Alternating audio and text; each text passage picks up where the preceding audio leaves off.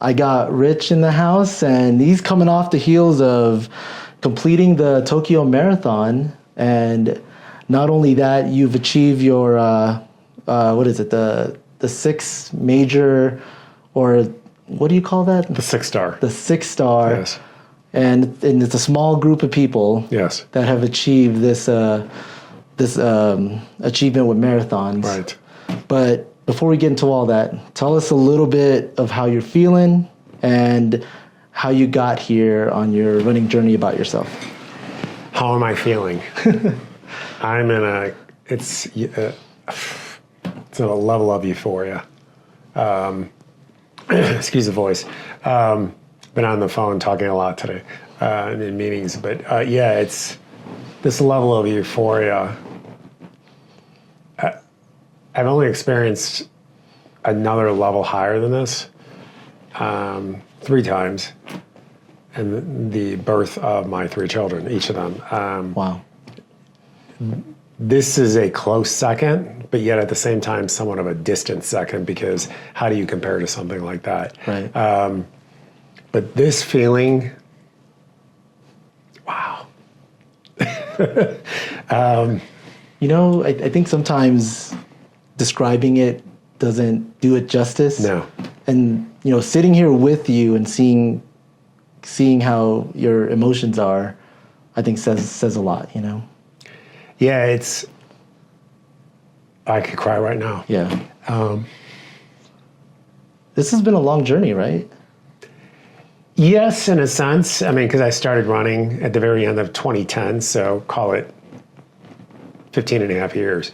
You know, my first Chicago Marathon, I never, ever thought, I never would run a marathon. You know, to give you an idea, my daughter asked me to run a 10K with her. Mm-hmm. And I'm like, it's like 6 miles. No, what do I want to do that for? I don't like running. It's boring.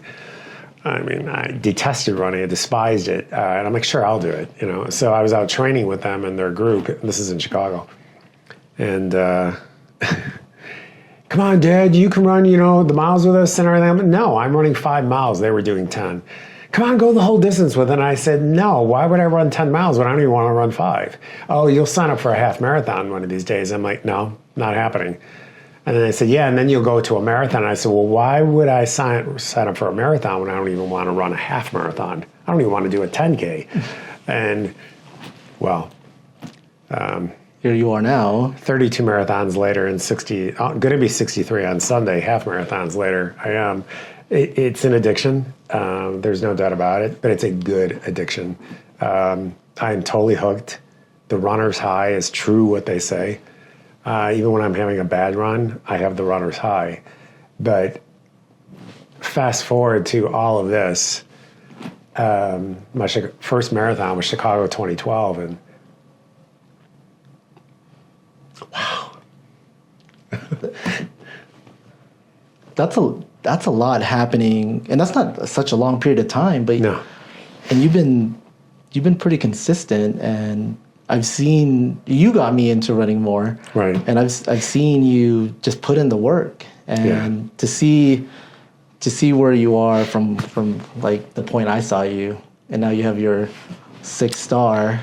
Yeah, it's kind of a wild thing to think about. Like, I know somebody that got this.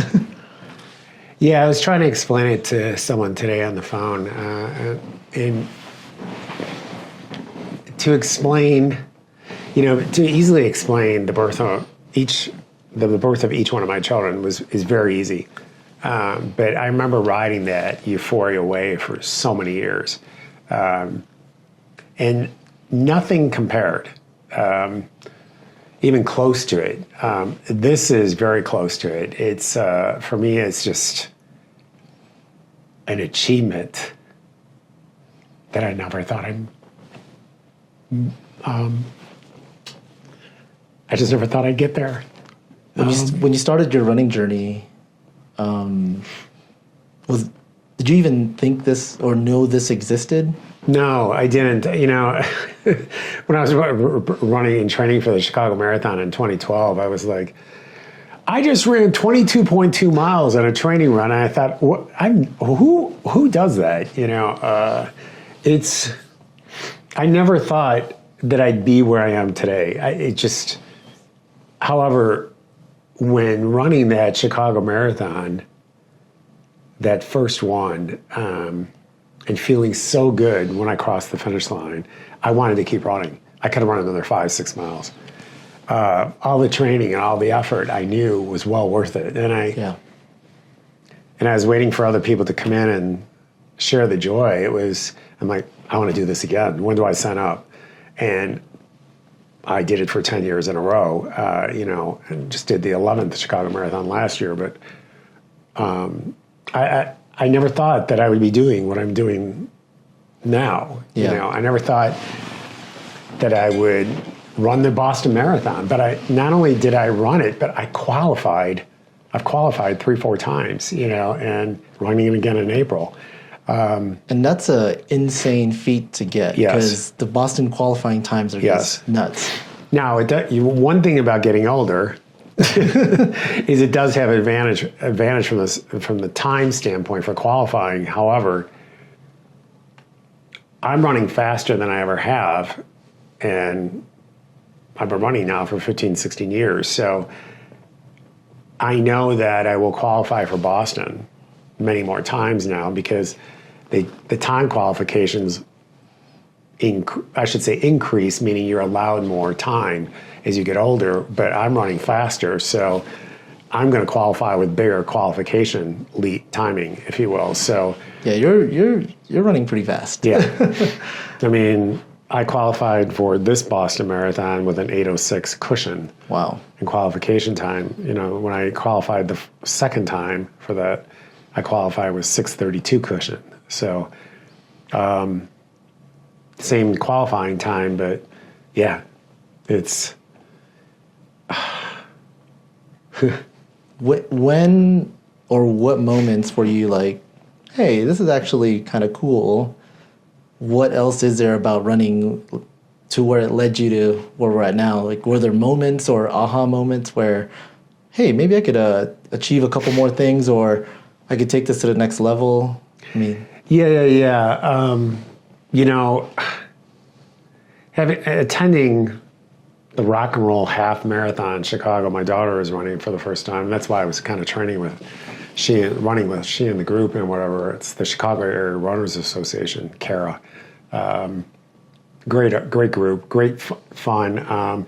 That also helped or assisted my love for running, because being part of that community in Chicago, running along the lakefront,